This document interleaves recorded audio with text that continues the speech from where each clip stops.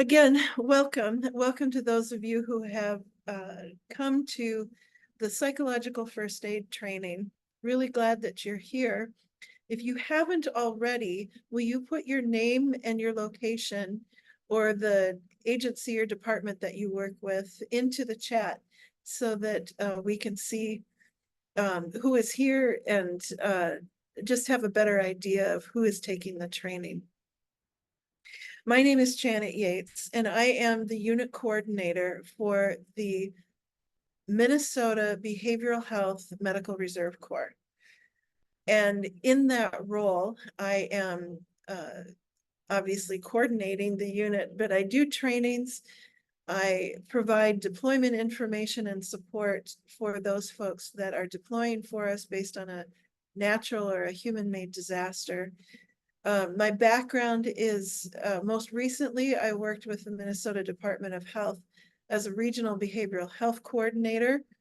And in that, providing behavioral health support, both to public health, but also in disaster behavioral health as well.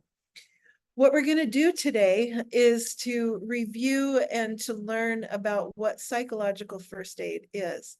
If you are interested in being part of a medical reserve corps, whether it's behavioral health or a county reserve corps, this training is one of the requirements. It has been beneficial and was originally created for disaster behavioral health, but we have learned over the years, I think it's been around for about 23 or 24 years, we have learned over that time that it is beneficial outside of disaster response. So it is something that can be used on a daily basis, can be used in your personal life, in your professional life, and it certainly can be used if you are in disaster response. My background before coming to the Department of Health, as well as continuing on, is I'm a marriage and family therapist, and my specialization is in issues of trauma, grief, and loss. So I'm very glad you're here with me today, and let's get started. Before we get into the training, I always like to, in all of my trainings, just take a moment to stop and to breathe. I know you've come from something like I have, and you're probably going to something like I am. And in the mix of everything that we're doing, it can be challenging to take a moment just to breathe, just to step back and take some breathing time and allow ourselves to move from what we were doing into what we're doing now. So I just invite you to breathe. Maybe pay attention to where your shoulders are at. Are they up here, or are you relaxed a little bit? And just take a moment to stop and be able to come into this place, into this training, as we learn how best to listen and talk with people who are undergoing a challenging situation. So here's what we're going to do today. Here are our objectives. To learn the disaster response origins of the Minnesota model of PFA. So psychological first aid is largely used over not just the United States, but in other countries as well. But what I'm going to be giving you is the Minnesota model.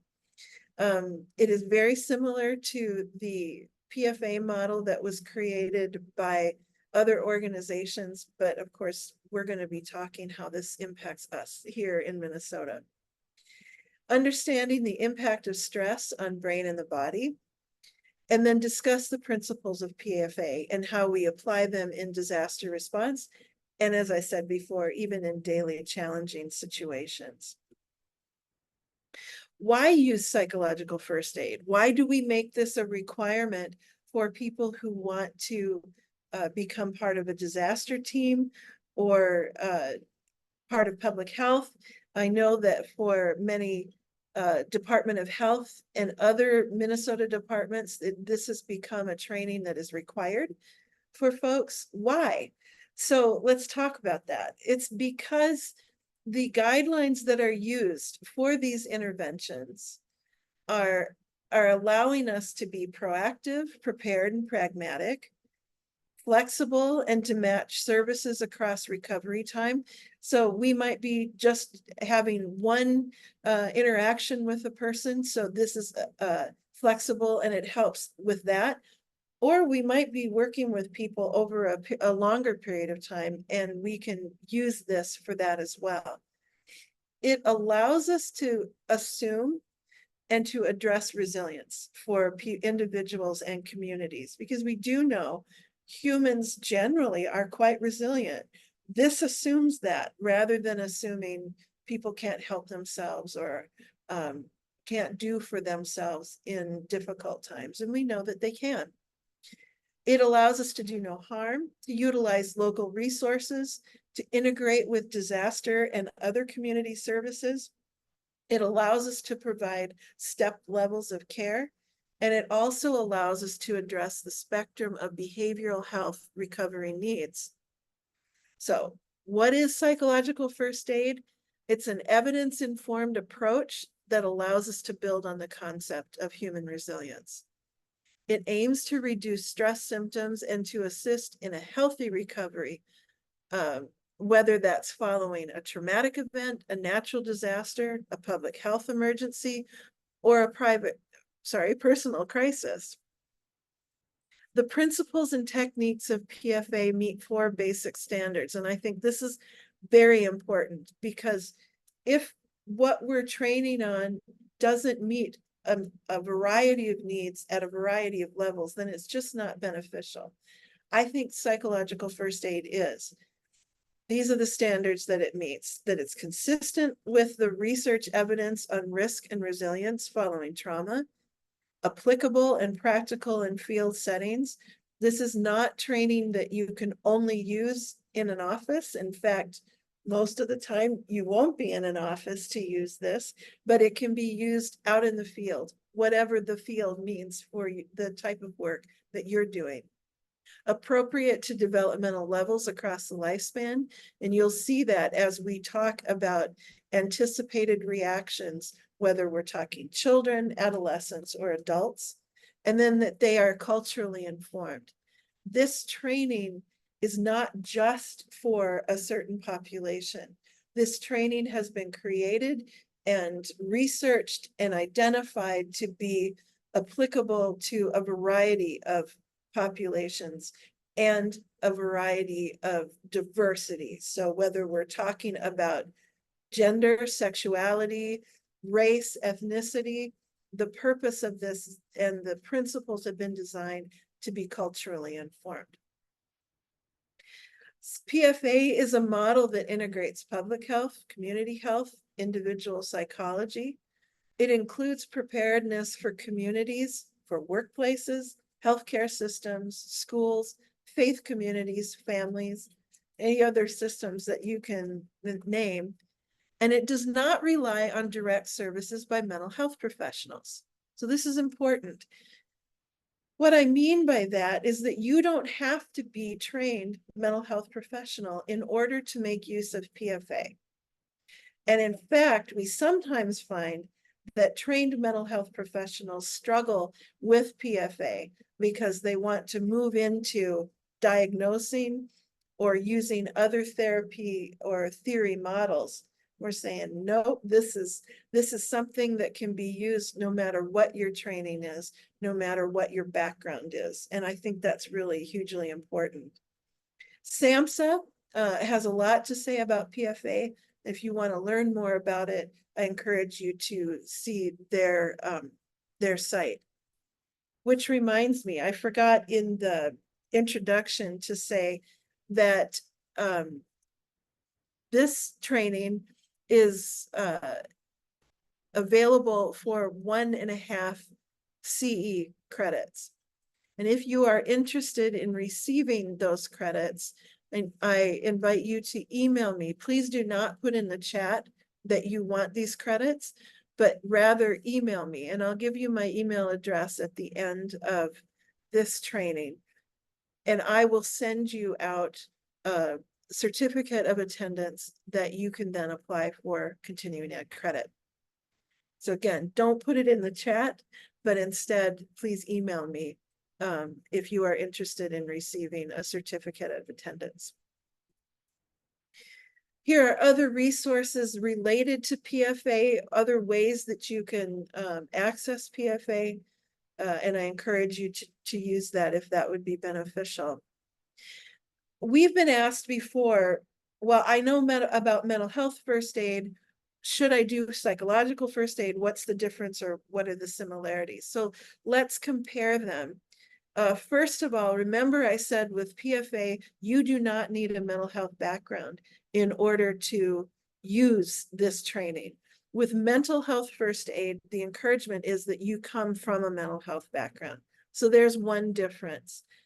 PFA is going to educate anyone on how to minimize psychological distress in a disaster or a crisis that impacts individuals or families. Mental health first aid is going to be more about identifying, understanding, and helping a person who's developing a mental health issue. You will find that PFA works really well in the immediate. Mental health first aid is going to work well in the long term.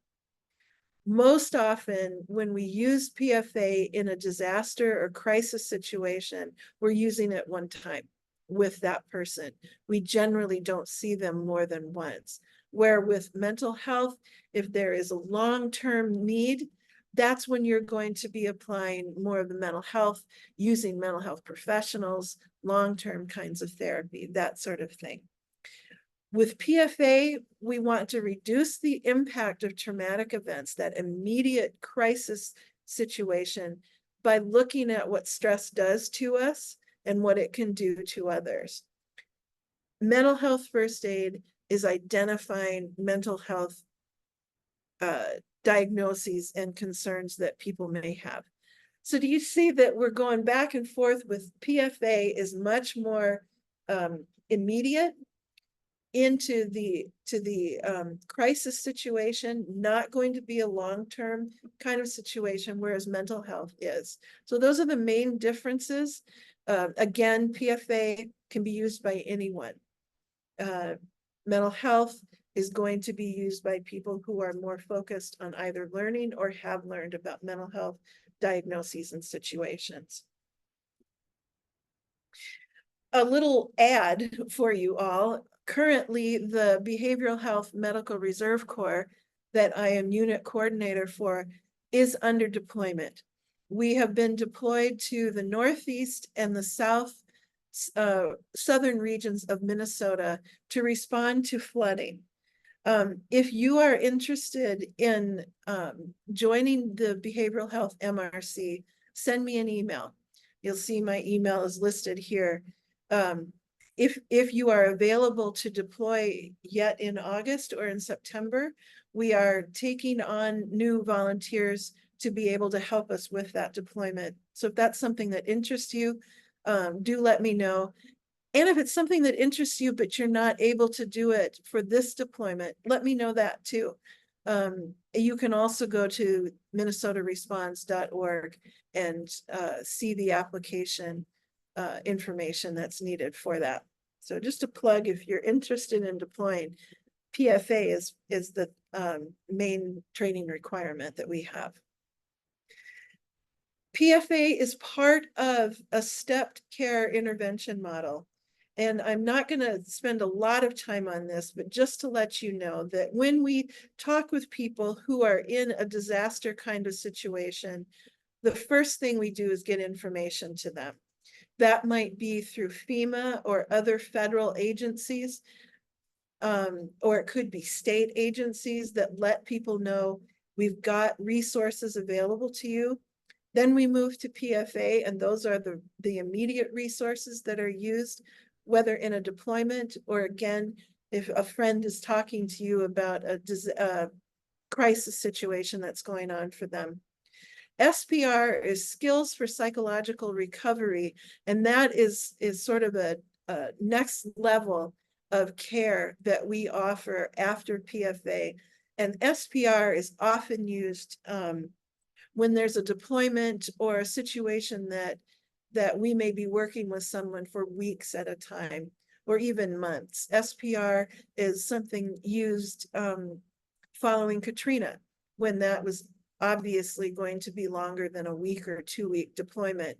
SPR came in handy to help people not return to normal. I don't like to use that term, but return to life as it is going to be now, to be able to problem solve, manage anxiety, things like that. So it's next level beyond PFA. And then after that would be treatment, mental health treatment, long-term, with therapists and counselors who can help over the course of time for folks that are needing more than the immediate crisis work. There are types of disasters, and I want to just touch on these because we're definitely in one of those right now, but we have natural disasters. So that hydrometeorological, another way to say that is flooding. Flooding, drought, pandemic, those are natural disasters. Then we have human-generated disasters, and that could be non-intentional, like technological. If you remember a few years ago when the electrical grid, I believe it was in Michigan, parts of Canada, and maybe New York as well, but the electrical grid failed. That was learned that it was not a terrorism, it was just simply a grid that wasn't able to sustain itself anymore. So that was non-intentional, but nevertheless a human-generated disaster. And then, of course, we have intentional, which is mass violence, terrorism, school shootings, that kind of thing. We then have complex emergencies, and that's when you have both natural disasters and human-generated disasters that are happening at the same time. So those are just the type of disasters we'll talk about today. Again, I remind you that we use PFA in more personal, professional kinds of settings as well. It doesn't have to be one of these disasters. We see populations of impact whenever we have a disaster happening, natural or human generated. This image is just to remind us that we are impacted by disasters at various levels and various layers. We're not just affected by something that happens by one part of ourselves, but we are definitely individuals as well as parts of families, as well as we have work colleagues that may be impacted by the same thing we are, or maybe we've witnessed something that has happened to someone else. We're part of a community, or perhaps we're part of law enforcement or military response, like the National Guard, that kind of thing. National Guard and law enforcement also may be impacted in their family by the disaster that has happened. So you can see that, again, we don't just experience disaster or a difficult situation as one thing. I am myself, an individual. I am part of a family. I am part of a work group. I am part, all these things. And we want to remember that people experience disaster at all of those levels. So it's not just addressing a situation with work colleagues. It's also making sure what are the other systems that those people are in that have been impacted. There are phases of disaster. This we could spend the whole time talking about, but I'm going to go through this quickly, just as a reminder that not only are we impacted in multiple ways as human beings, but we're impacted in multiple ways as a situation continues. So as you look to the far left, sometimes, we're in a pre-disaster situation. Sometimes we have warnings. Sometimes we know. Think about especially hurricanes. We know that their landfall is going to be in a certain time, which allows us, maybe not a whole lot of time, maybe a few days, but it does allow us to say, okay, what do I need to do to respond to what is coming in this pre-disaster time. Sometimes we get no warning. All of a sudden a tornado is there and it hits, or we have very little warning. So pre-disaster, whatever that means, whether we know it's coming or we don't, it means before the disaster happens. Then we have the moment of impact. That impact might be seconds to minutes. It could be days, weeks, just depending on what it is. For this flooding situation that Minnesota is in now, it has been rain. You know that, living here, it has been rain over days and weeks, and it just keeps growing and becoming a problem. So impact can be a very short period of time. It can be a longer period of time. And of course, that's a low, but what we find in that immediate response to the impact is a very heroic kind of response, not only with our law enforcement and our military response, but neighbors come together. We bring food, we bring sandbags, we come together in the community to help each other. And it's a wonderful time. In fact, it's called the honeymoon phase, where community is cohesive, where we are taking care of each other, we're contributing, whether it's time, resources, money, that kind of thing. We come together to help each other. But the longer that this situation goes on, we start to get tired. We start to get disillusioned. We start to say, where's the government? Where are the resources? What's happening? Why aren't we getting what we need? We have questions, nobody's giving us answers. And the longer that goes on, the more we see a plummeting response where people get disillusioned. Think about COVID. We all came together early on, right? But then when we found out that maybe toilet paper was going to be at a premium, or water might not be available, what happened? We began to see people filling their carts, filling 2 or 3 carts with toilet paper, with water, with whatever the food was that they needed, that they couldn't possibly use in a week. But they didn't want to find themselves missing out, and they didn't care about anybody else. They were going to take care of themselves and their family. That led to a very disillusioning time for the world, but definitely our country. And again, as long as we are looking for answers, not getting answers, we're unsure about what is happening, we don't think the government is responding soon enough, that kind of thing, that can increase that downtime, that very low period of time that we experience. But then in a disaster, whether it's days or longer, we start to see some response. And then we start to go up a little bit, like, okay, maybe we will be okay. But then something else happens. So you can see where these trigger events are. You can see we go up and down. We're on a roller coaster of response. That whole process can take up to a year. Of course, with COVID, with Katrina, we have found situations that have definitely gone on longer than a year. And we are on a roller coaster that whole time. Some days it's good, some days it's not so good. Some days we feel hopeful, we contribute to each other, we tip more than we normally do for that pizza that was delivered because we want to keep the pizza business, going, that kind of thing. But the longer that goes on, the more we wonder, are we going to be okay? The more we're not sure.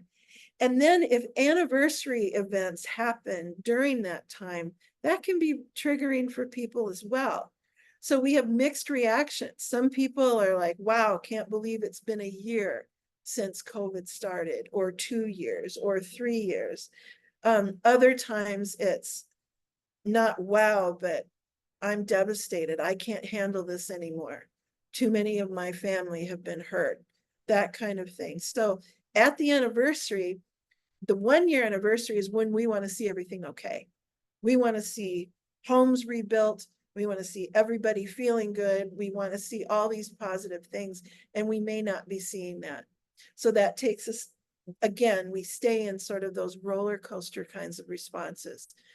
When we can move into reconstruction, whatever reconstruction means, a new beginning, like I said, houses being rebuilt, or in this flooding situation, when money has been given to homeowners so they can get the repairs, and all the repairs are made, and things are good, the neighborhoods are kind of back to themselves, then that's when we begin to work on our grief. That is when we're physically safe, and then we can start to think, what just went on, what just happened. Again, that may happen at a month, that may happen at years. It happens in different places and times. The point is, it's important for us when we're working with people, when we're talking to them about what they've been through, that we may not say, well, what phase are you in? But we might be thinking for ourselves, where are they at?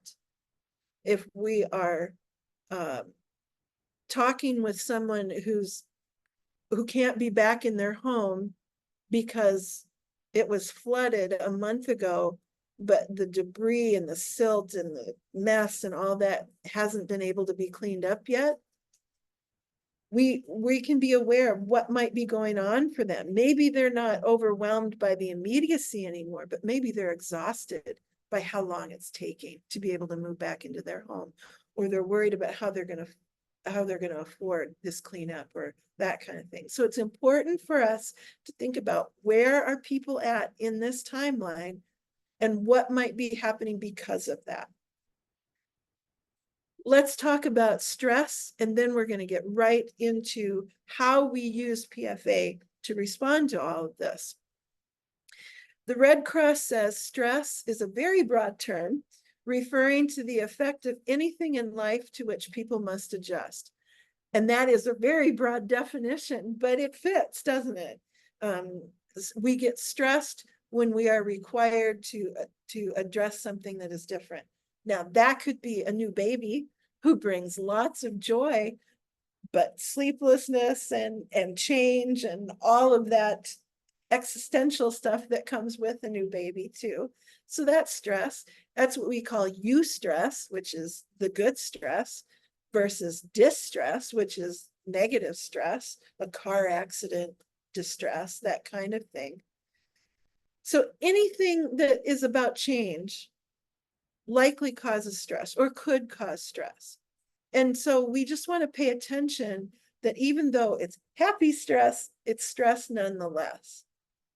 It requires us to make change. It requires us to adjust. Let's talk about what happens when we have an event, whether it's a disaster or a personal event. We have the impact of the event. For most people, and that's why this circle of fear and distress is so large, most people will respond to an event with fear and distress. They often won't go any further than that. They will eventually be able to address their fear and distress. It will, in time, minimize, and they'll move into their life. For some people, a smaller group of people, they will have a behavioral change.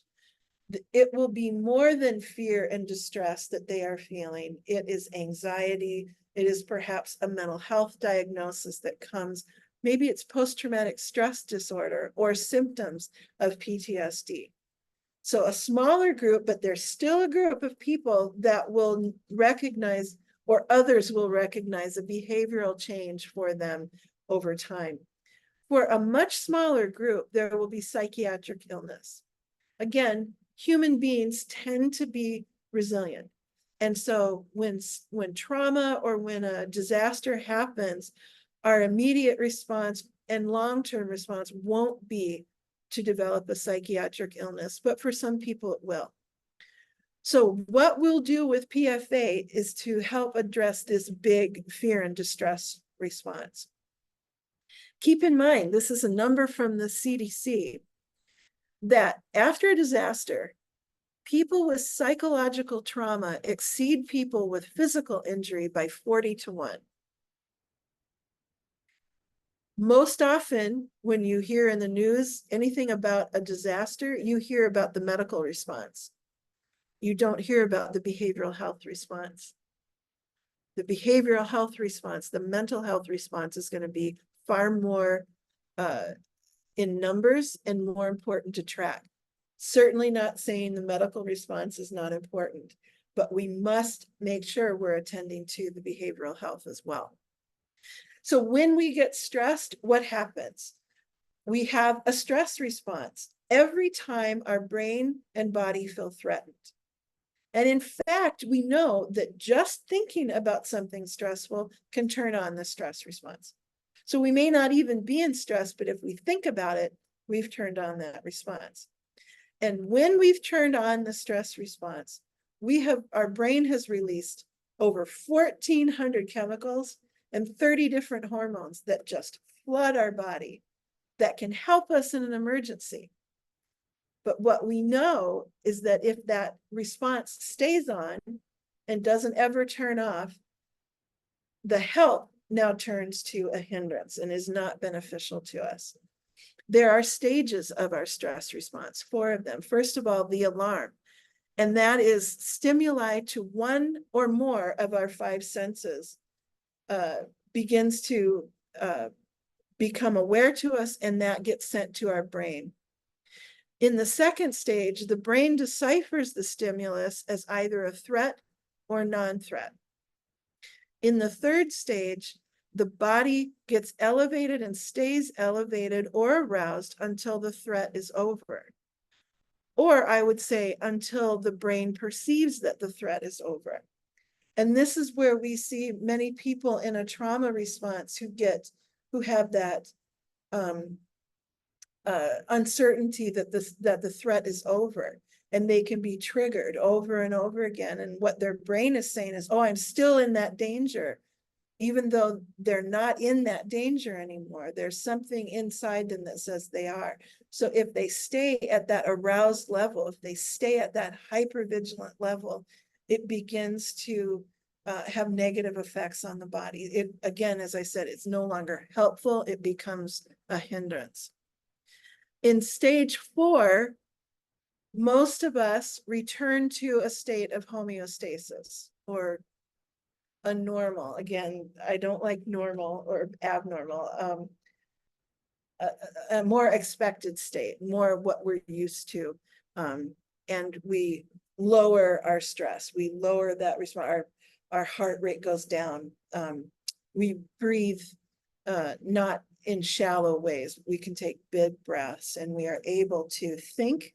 We're able to function. We're able to do what we're used to doing in the ways in which we do them. Of course, I think probably all of you have heard this in some way or another, that when we do have that stress response, we get that adrenaline rush. And in the stress or in the disaster, adrenaline is our friend. It's the thing that says, I got to get going. I got to get out of here. I got to move. I got to go. It's what enables people to do amazing things, to run into a burning building, to rescue someone, to lift a car. You know, that we've heard that kind of stuff.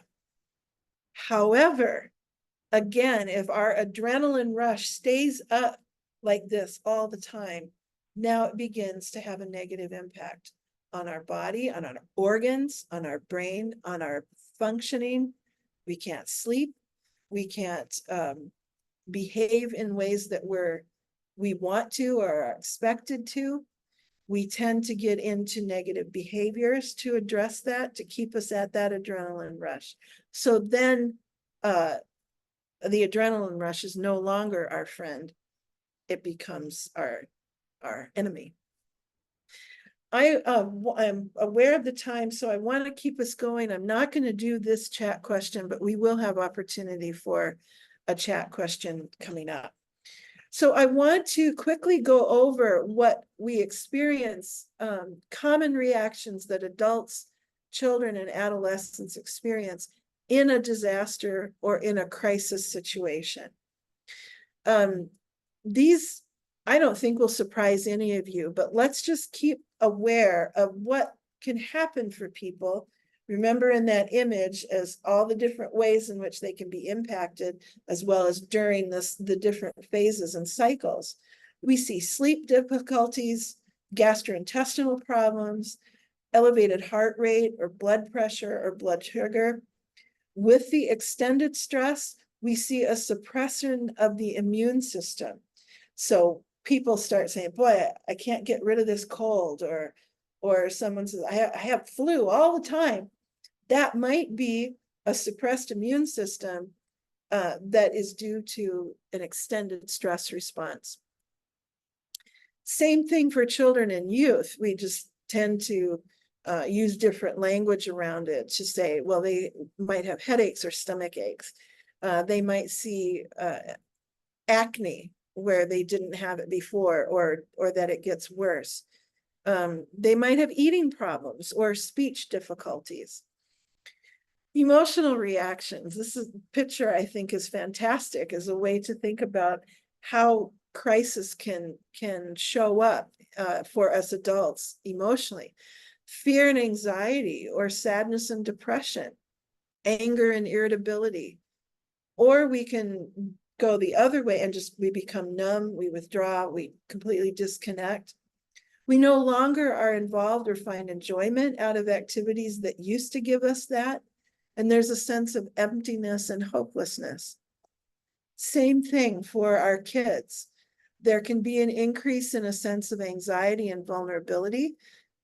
If we as adults feel out of control and without power when a crisis happens, how much more so do children and adolescents feel that? There's a fear of reoccurrence.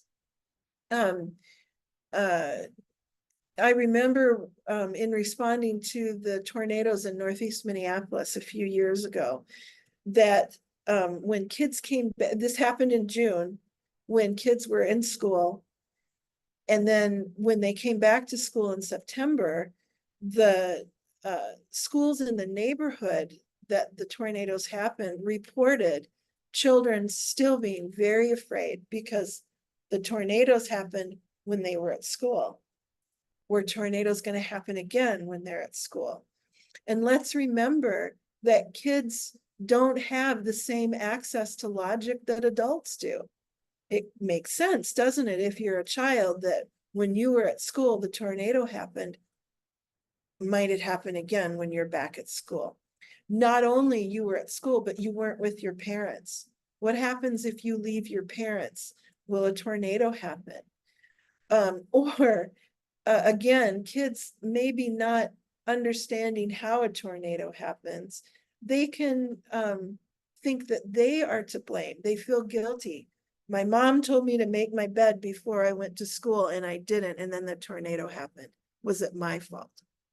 So remember that kids are going to look at a disaster or a crisis situation differently than adults, and we need to hear them and not just dismiss. That's not what happened, but to understand, hey, that's where their logic is going. And how do we help them? How do we talk with them about that? Common behavioral reactions from adults. We can have family difficulties, substance abuse, overprotection of family. My kids were at school when that tornado happened. I'm not letting them out of my sight because I don't know if they'll be okay or not. Being excessively busy so that I don't have to think about what happened or how I feel. Isolating, being hypervigilant, having that startle response. Somebody drops a book and you have that exaggerated startle response. Avoiding places or people or activities that remind you of the event that happened. Those same behavioral reactions will happen in children. We might find that our kids who no longer, or who are potty trained, no longer are potty trained, or kids that were speaking in full sentences now go back to baby talk. That is not about them trying to be naughty or bad or different. That is just what's happening because they're not sure of what's going on around them. So they might regress in their behaviors. And it's important for us to help parents and families and educators understand that they're not being deliberate in their acting out. This is just their way of telling us, I don't know what to do with all of this. I don't know how to manage it. We might see bedtime problems, maybe in the night. That's when, of course, all of us feel like things are darker and harder and maybe more challenging.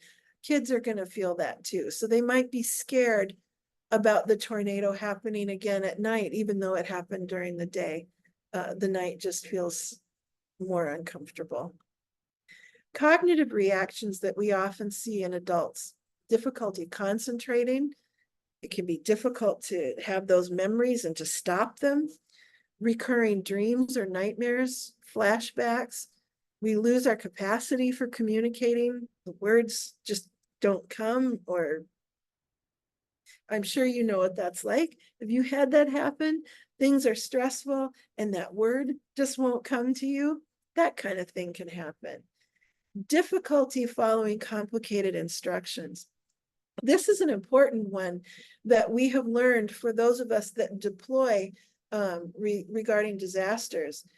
We set up disaster recovery centers where survivors can come and maybe meet with insurance agents or fill out paperwork, or just have a safe place to be, to get some food, clothes, sleep, that kind of thing. We know that if we tell a survivor, okay, you go over here for this and you go over there for that, and then you take a right here, and we've lost them. One instruction at a time. So I'm going to invite you to sit over here. And then when they follow that, then we help them with the next thing.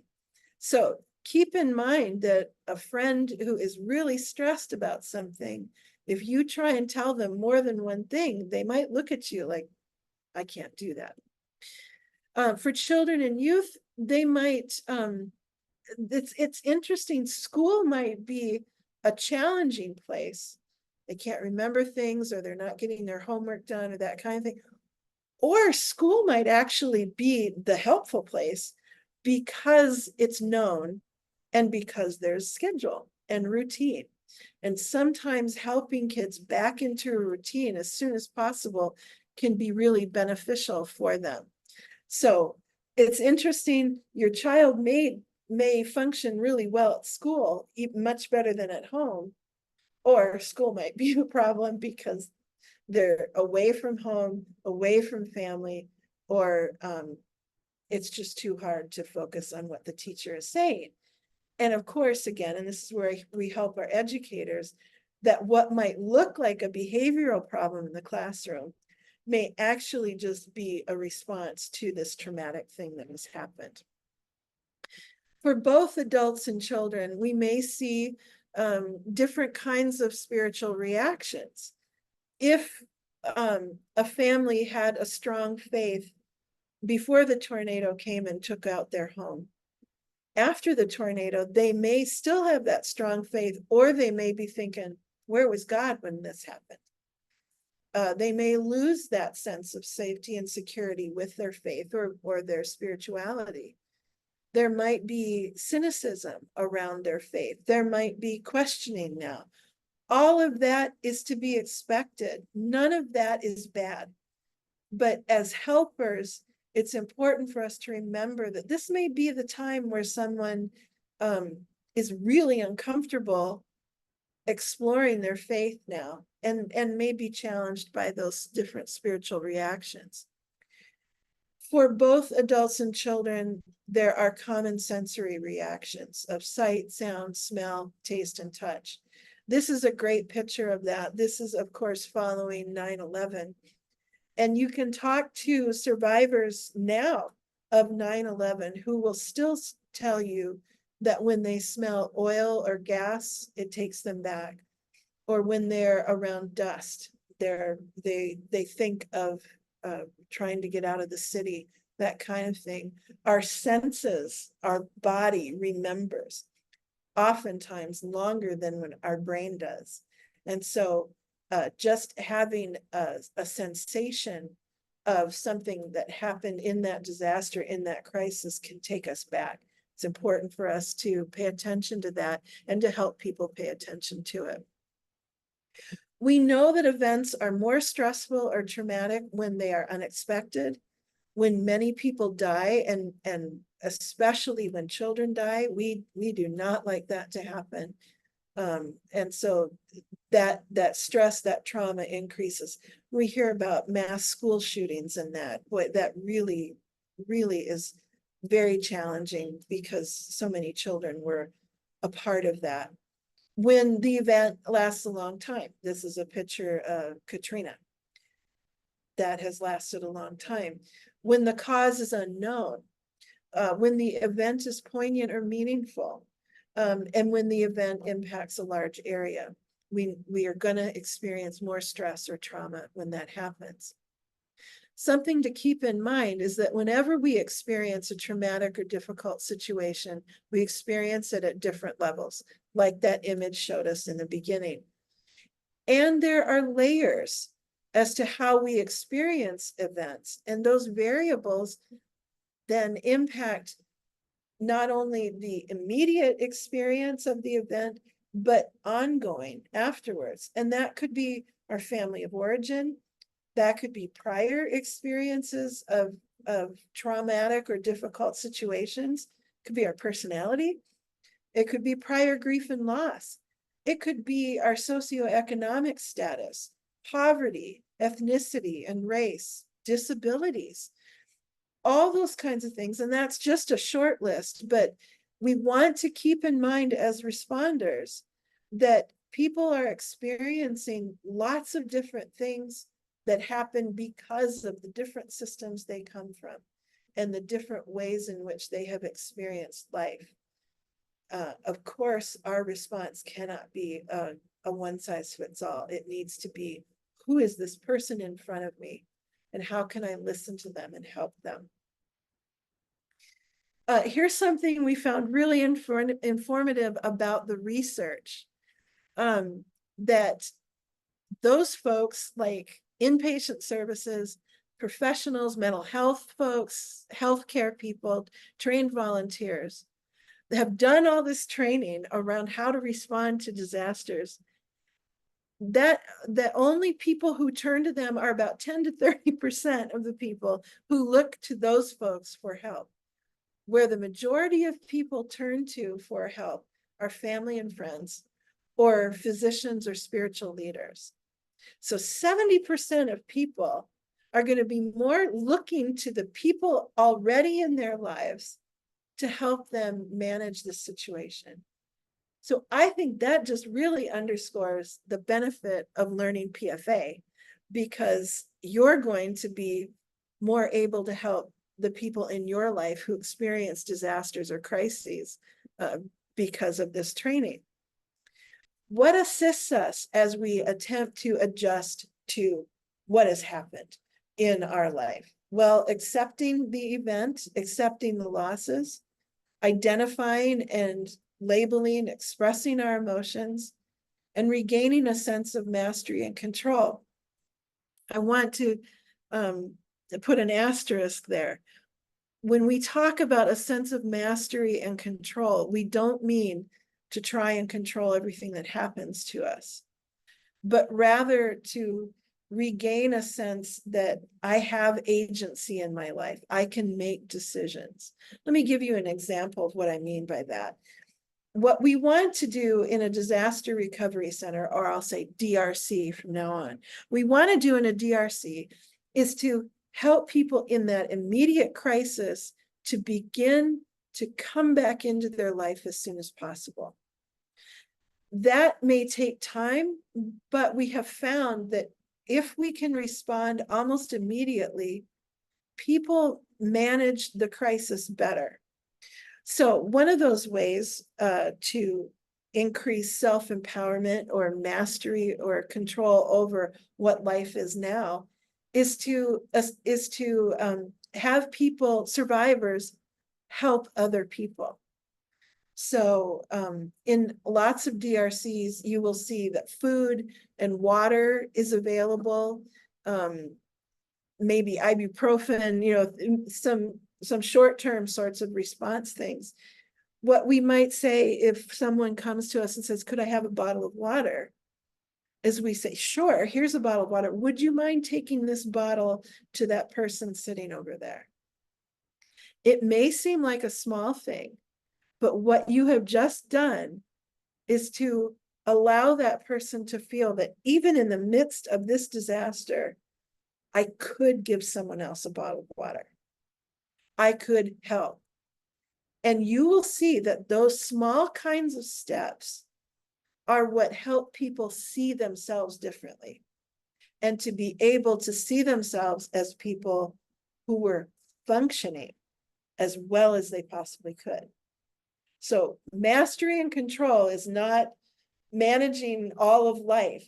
It's just the beginning of being able to take a step for ourselves or help someone else. So how do we use PFA in doing this? Because I think PFA is the way that we help people deal with those common reactions. We help them adjust to how life is now. We help them in that immediate crisis. So again, the goal of PFA is to rebuild resilience and hope. The intention is for individuals to get the needed support, comfort, referrals to community resources that they need, to help them feel that they have some level of control over their present. I can go get a bottle of water myself, or I can get my child a sandwich, and to believe that they can recover from those critical incidents. Every day I can do a small thing. Eventually I'm going to be able to be okay. This is an example of the Minnesota PFA card, and it really is a shortcut to what we're going to talk about today. So the first thing that you're going to use as a PFA principle is seek out and engage. So you as the responder, whether responder means a first responder or behavioral health responder, or it means the friend or family member who is talking with someone, is you're going to seek out and engage them. We don't wait for people who come to the DRC to come to us. We go to them. Hi, my name is Janet. I'm very glad you're here. I'm sorry for what has happened. How can I help you? Or is there something right away I can get for you? And then we stop talking and we listen and listen and listen. We want to not ask too much because that overwhelms, but we want to make sure that we are listening and then talking back. I understand you haven't eaten for a few hours. There's a food table over here. Can I take you over there? So what you just did is not only help them, but you said to them, I heard what you said. You said you hadn't eaten and you're hungry. I heard that, and let me help you with that. We're promoting safety. Are their physical basic needs met? Do they have clothes? Do they have food and water? Do they have ice? If it's one of those 90-degree days, an ice pack or ice chips, ice in their water can be helpful. If it's cold, do they need a blanket? Do they need to be taken to a cot so that they can get some sleep? Do their children need a coloring book? Or what are the basic needs right now that need to be attended to? Because we're not trying to do therapy, right? We're trying to make sure that someone is safe and that they are okay. We attend to their basic needs. We get as much accurate information as we can. We repeat information that we have. We could say to somebody, we think they're looking at us, they're engaging with us. We could say, in 10 minutes, there'll be some information provided. That seems pretty simple, right? But that person will immediately say, when is information going to be provided? In 10 minutes. And maybe 2 minutes later, they'll come back and say, I need to know when information is going to be provided. When we're stressed out, remember all those hormones and everything that's running through us, all those chemicals, we may think we're listening, we may think we're hearing, but we may not be. And so our job is to repeat as often as necessary and to get people the resources that we need. Of course, part of safety is removing a person from danger as soon as possible. And again, attending to their basic needs. Oftentimes in an emergency, someone will walk out of the house without any of their medications because they're just not thinking like that. So how can we help them get access to medications at the DRC or at the place where they have come to recover? We're also providing calm and comfort, meeting them where they're at. We're not pushing for information. What happened? When did it happen? Where were you? All that kind of thing. We may need to know some of that in order to make sure that we've identified the neighborhood that they come from, or if a family member is missing and we need to get some information, but we're not just throwing questions at people. Again, we are being a calm presence and listening and asking questions where it would be beneficial to be able to gather that information. We're using stress management techniques. I did that with you in my second slide. I said, let's breathe. Let's take a moment to breathe. And you may do that with the person that's with you. You might have someone that looks like they're going to start hyperventilating, and you say, would you breathe with me? In and out. Sometimes it's enough that your calmness, that your approach, and your slow talking helps to bring them down. It's the same kind of thing when someone is really activated. They can start talking really loud and get really kind of frantic. And the more that you respond with, I'm hearing you, I'm with you, I'm going to help you answer these questions, you will find them matching your voice. It works for 9/11 dispatchers, so I bet it would work for us too. And be flexible and supportive. Yes, maybe the ideal is to take them to this table and then to this table, but in their needs, maybe you need to go sit down first and just say, okay, let's gather ourselves and let's see what it is that you need. When we're trying to be calm and when we are trying to provide comfort, oftentimes we find that what people really just need is someone to listen. It's been a harried kind of situation. It's been scary, and they just need to repeat it, even though they might have already told you 4 times. My house just burned down. I'm really sorry. I'm really sorry about that. They just need to talk. And the more that you can be available, as I've said over and over, to listen, the more you will find them sort of coming back down a little bit. You'll notice their shoulders come down a little bit, even though nothing has happened, nothing has been resolved. It's that, and you know what it's like. We all do, don't we?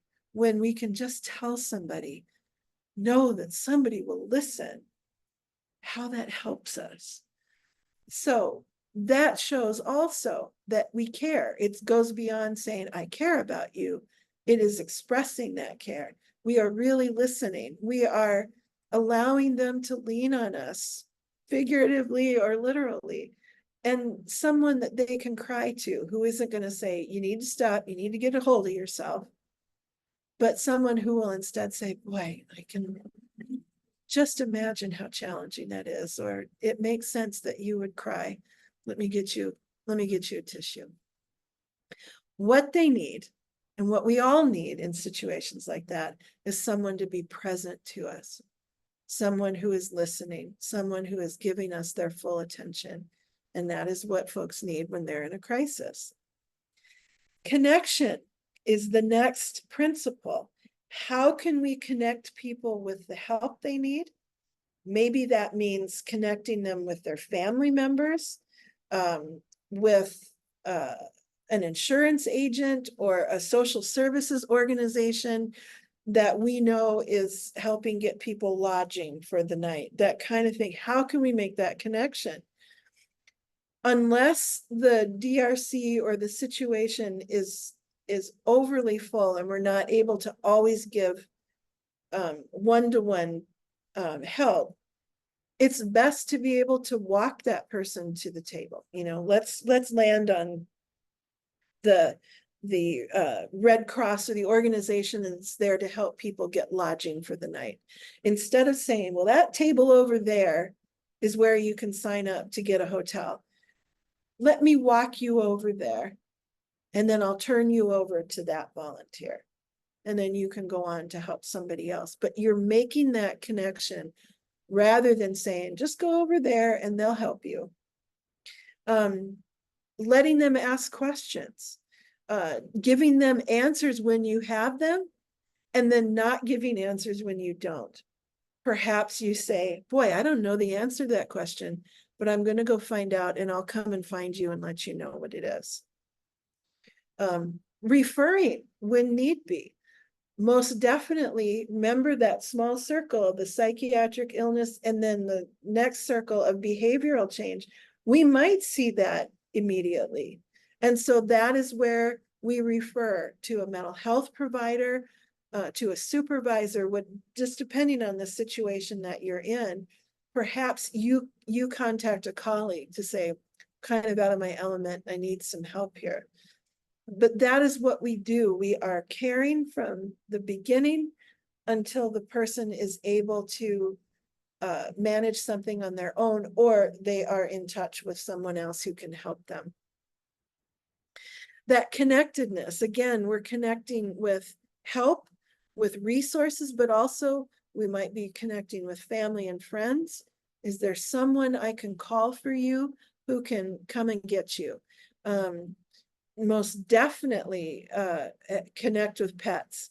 Some folks get separated from their pets in a disaster, and being able to get them back to their animals can be really beneficial if we can help with that. Most often in a disaster, we'll be able to help more with disaster resources, with community resources, with support services, because all the different disaster response agencies will be coming together to say, here's what we can do, here's what we can do. During the tornadoes in North Minneapolis that I talked about earlier, there were certain churches that were set up for clothes. And so we could say to people, this is the place you go to, and they will have clothes for you. Rather than them kind of wandering around, wondering where to go, we were able to connect them with the resource that they most needed. And self-empowerment, even though that often is something that comes later, not in that immediate first few hours of a crisis. Again, what I mentioned before about getting somebody a water bottle, that's the beginning of self-empowerment. So if our mindset is, here's what I want to help these folks with, we're not so much saying to them, what I'm trying to do here is empower you. But that's our mindset. And so we think, how can I help this person? And how can I help them help themselves and help other people? So again, long-term, probably promoting education and self-efficacy. But the short-term, we can help them manage expectations. We can help them do the things that will enable them to come back to themselves, even in the first few hours. So here's where I'm going to take some time for us to do a chat question, and I hope that you'll be able to respond into the chat, please. But in the next two slides, I'm going to show you pictures of a survivor of the 35W bridge collapse. We do have permission to use this woman's pictures. So what you're going to see is a woman who was on the 35W bridge when it collapsed in her car, and her car went to the river. And she was able to get herself out of the car, and then people came to help her. But I'm going to show you a couple of pictures, and I want you to pay attention to her, and then pay attention to how you might provide calm and comfort. So remember, we talked about calm and comfort as one of the principles of PFA, in which we are listening, we're showing compassion, we're helping the person with what they need. So please put in the chat what you notice. So in this picture, what do you notice about the scene or about her?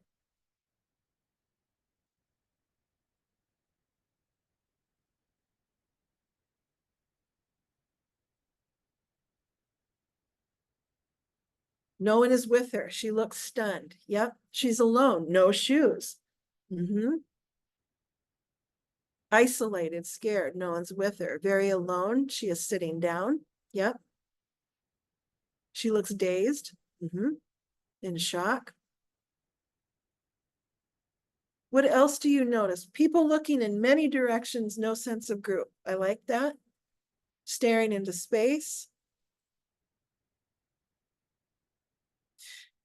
Great, thank you. Now, of course, hard to see, hidden, freeze response. Yeah, of course we know this is a snapshot. This is a second in time. But it's important for us to pay attention to the fact that at this moment in time, she's alone. I'm going to show you the next picture, get your thoughts, and then I'm going to tell you what she had to say about her experience. So she's been moved now. She is, because they weren't sure what her injuries were, they put a neck brace on her, and then they put her on a stretcher. What do you notice now?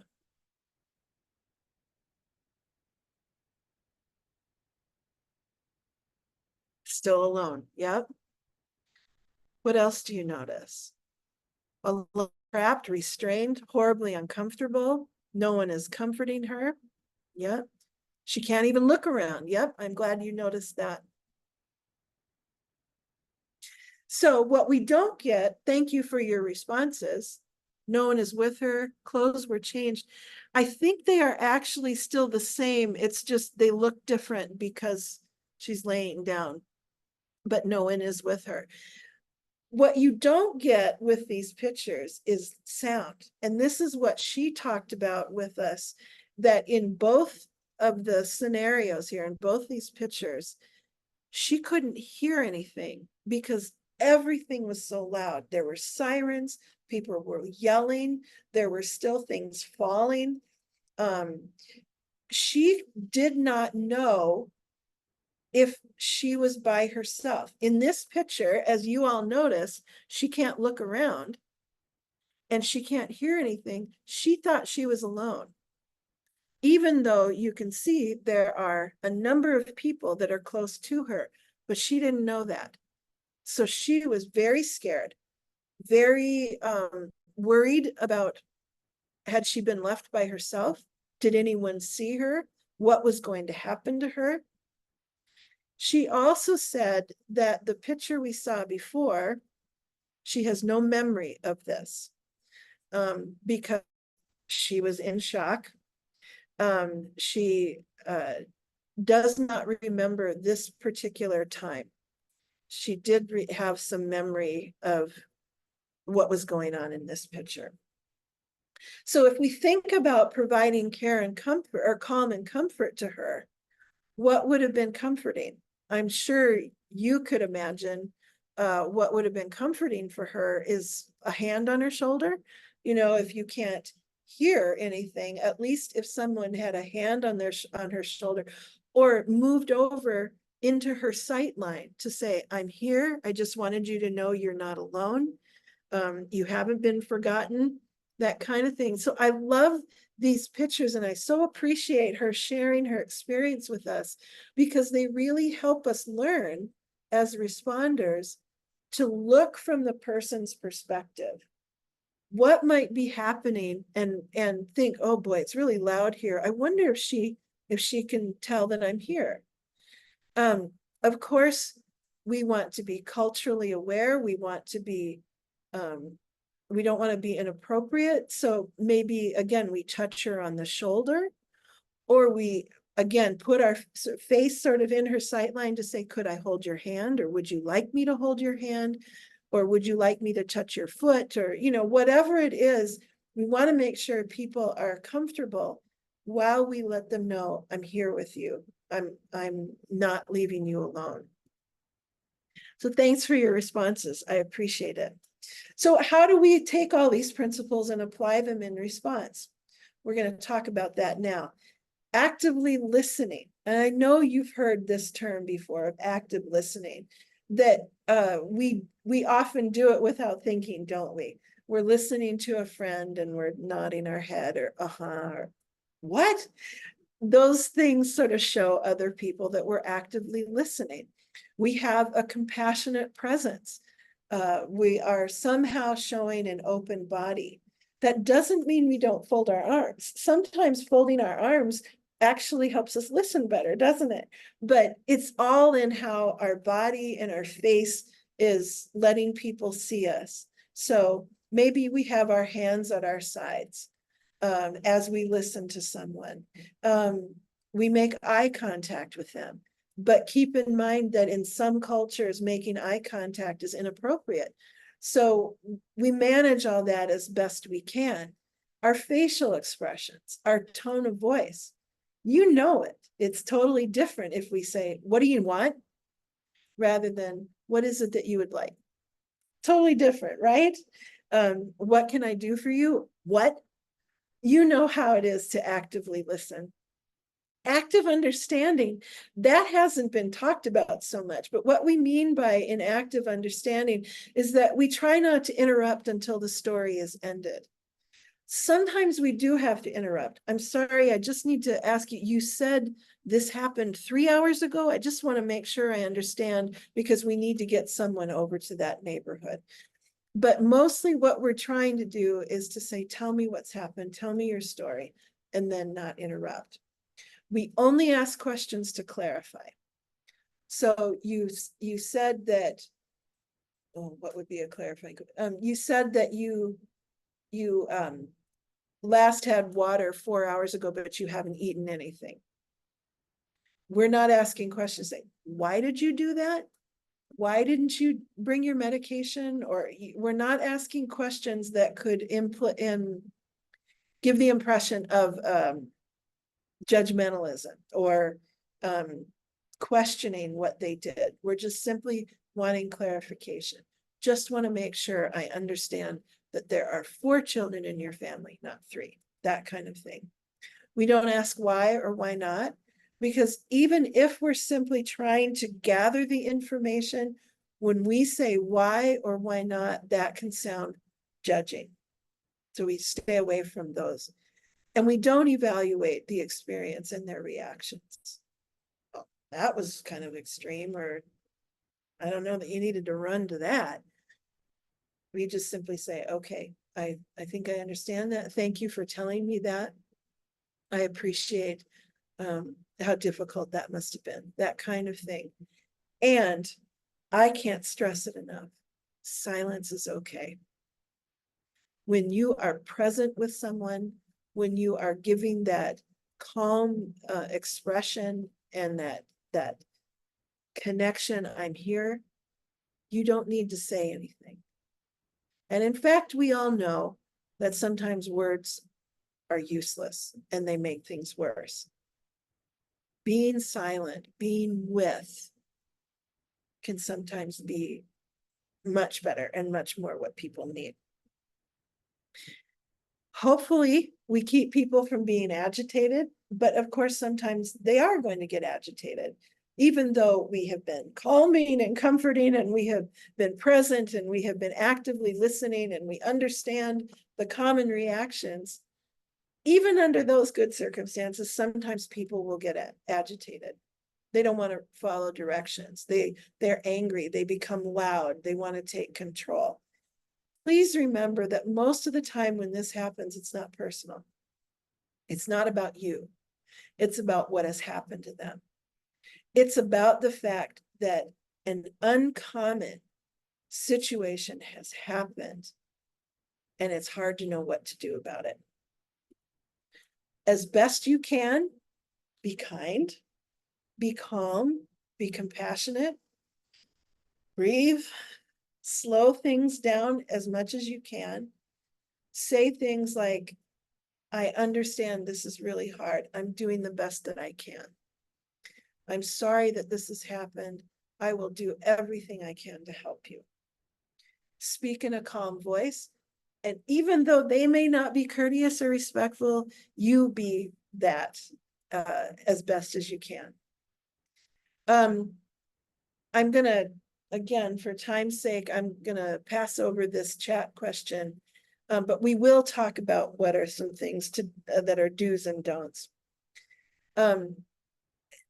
Avoid asking for in-depth description of traumatic experiences. Here's something that we know, that if we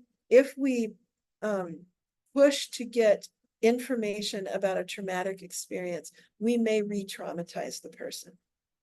So instead of asking them to tell you these things, follow their lead. Let them tell you as much as they are able to tell you. And if you see them getting ramped up and more agitated or activated because of that, calmly interrupt and say, I see that this is becoming really hard. I just want to help us both slow down. Can you take a deep breath with me? Let's figure out how we can manage this. Not that I want to shut you down, but that I want to make sure that this doesn't become too overwhelming for you.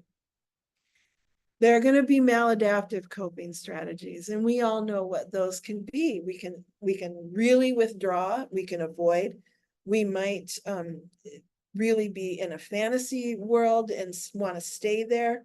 We're not living in reality. We might start thinking drinking a lot is a good idea because it helps me forget. We might get impulsive. We might start spending a lot of money.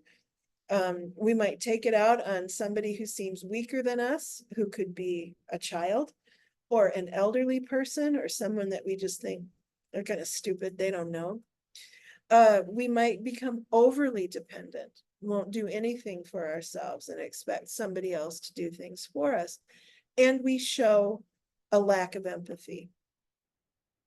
This happened to me, don't really care what happened to you. I'm more important. Those are maladaptive coping strategies. Here are some maladaptive things that we don't want to say. Talk about something else, or you really should work on getting over this. Or you're strong enough to deal with this. That probably is my number one most hated thing that people say to other people, which is, you're strong, you can get over it. That's not what I need to hear in this situation. I know how you feel. Even if we've had the very same experience, we don't know how someone else feels because we are different from them. You'll feel better soon. We don't know that. You did everything you could. We don't know that.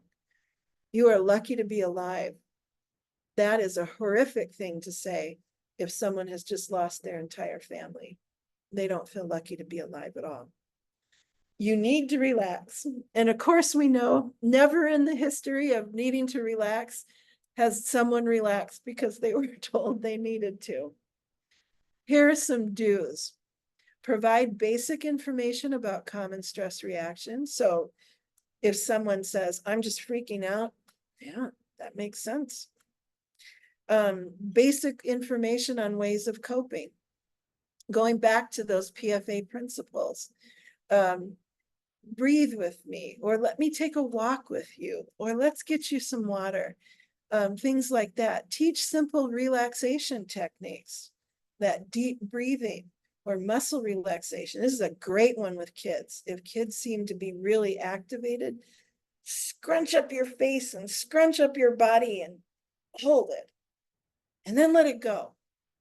And kids don't realize that what they're doing is relaxing their muscles. They're playing a game, right? More positive coping strategies, seeking assistance, reacting constructively to environmental challenges and seeing that this is a potential for growth. Let's say that's a positive coping strategy down the line. That's not an immediate kind of thing. But using non-destructive defenses such as humor, exercise, good eating habits, time management. Again, things that are going to help along the way. In the immediate, maybe we just focus on one thing, like let me help you relax. Let me teach you a way to manage the stress. It is okay to recommend substitute solutions. So if someone is saying, well, this is what I'm going to do, or this is what I need, if you think that's probably not a healthy thing for them, maybe come up with a suggestion that's more useful, less burdensome, or less likely to backfire on them. I'm just going to go out and I'm going to go clean out my house for 5 hours because I got to get the muck out of there from the flooding. How about if you join this group that's going out for 2 hours and get a start? Something like that. And again, if you don't know an answer, instead of making something up, it is okay to say, I'm not sure, but I'm going to find someone who is, and I'll come back to you. And then make sure you come back to them. What we have found is if we say to somebody, I don't know an answer, but I'm going to go find out and I'll come back in 5 minutes. If we come back in 5 minutes, they're okay with not knowing. We've built trust, and that's an important thing to do. What to look for from someone, again, that might be getting agitated or maybe completely withdrawing, for things that you might want to refer for. Unresponsiveness to verbal questions or commands. A vacant stare or glassy-eyed, an inability to focus. Disorientation. If it seems over a few minutes that they just can't simply connect with you, that may be something to go get some help for. Or if they're giving you strong emotional responses, uncontrollable crying or hyperventilating, rocking. Now that may be a comfort for some people. That's comforting. So you be careful, you pay attention over time, but there are things just to be noticing. When to refer. When someone speaks of harm to themselves, oftentimes in a disaster, it's an expected thing to say, I just don't want to wake up. That's understandable. When everything has been taken away, who wants to wake up? That may not be a cry for help or that they're going to complete suicide, but it is something to pay attention to. Again, some of these are more longer term when we see preoccupation with death or giving away of possessions, excessive use of substances. Those long-term kinds of responses are something that you may need to refer. Or when you see abuse, when you see elder abuse or someone that you're seeing over time comes in with bruises and you're not sure why. When they are being a person that other people have never experienced before, there might need to be a referral then. And most definitely, when in doubt, consult. If you're in a disaster response, you will always have supervisors to consult with. When you are on your own, seek out colleagues or friends who might be mental health professionals who can give you some initial clues about what to do. 988. If you have any questions, any concerns, call 988 and get some help and get more information to know what to do next. We're just about out of time, but I do want to take some time to talk about when you are the person who is responding, whether that is in a disaster response or whether you're a friend of someone who's going through a hard time or a family member of someone who's going through a hard time. You are doing a great job to help care for them, but you need to make sure that you are caring for yourself or letting others help you care for yourself as well. Because you want to avoid burnout. You want to avoid the stress that can come when we don't take care of ourselves while we are caring for others. You all know that example that I'm going to use, that we always know in a plane, if something happens, we put our mask on first and then we help someone else. Because if we try to help someone else and we run out, we are uncautious ourselves, then we're not helping anyone. Same thing goes here. If you are not taking care of yourself, if you're not eating healthy, if you're not staying hydrated, if you're not moving when you can, if you're not attending to your own stress, you can't be helpful to anyone else. So make sure that you are taking care of yourself. Make sure that you're allowing others to help take care of you while you take care of those that you are helping. That's a lot that I just gave you in an hour and a half. If you would like this PowerPoint, I'm happy to send that to you as a way to review. But again, there are other resources that I've given you that can be helpful if you want the review. I talked earlier about the skills for psychological recovery. When PFA isn't enough, when the response becomes a more of a longer term kind of commitment, then we suggest skills for psychological recovery. And we do offer that training. That training, in fact, I believe is coming up in October. If you would, it's a one-day training. It's a virtual training. If you would like to join me for that training, send me an email. I'm happy to give you the information about that. There's Nancy. Oh, shoot, I don't have mine. Let me put it in the chat.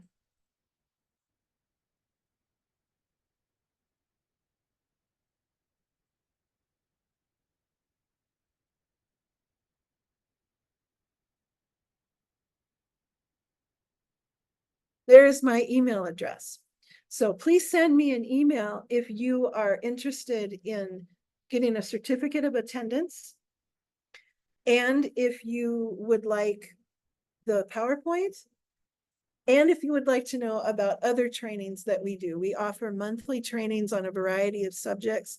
I can send you that information as well as the skills for psychological recovery. Finally, we are going to be in the new year offering psychological first aid train the trainer. So if this training was really of interest to you and something that you think would be beneficial in the community that you work in, and you would like to learn to do this training, let me know, because that is something that you could sign up for as well and become a trainer. So we are at the end of our time. If you have any questions, I'll stick around for a couple minutes. You can put them in the chat, or feel free to email me. I'm happy to answer your emails. But thank you so much for coming today. Appreciate your engagement with me and in attending this training. Hope you have a great rest of your day.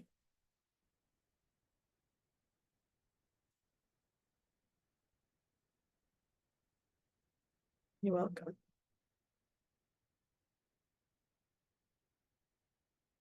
It did go fast, Mickey. I agree.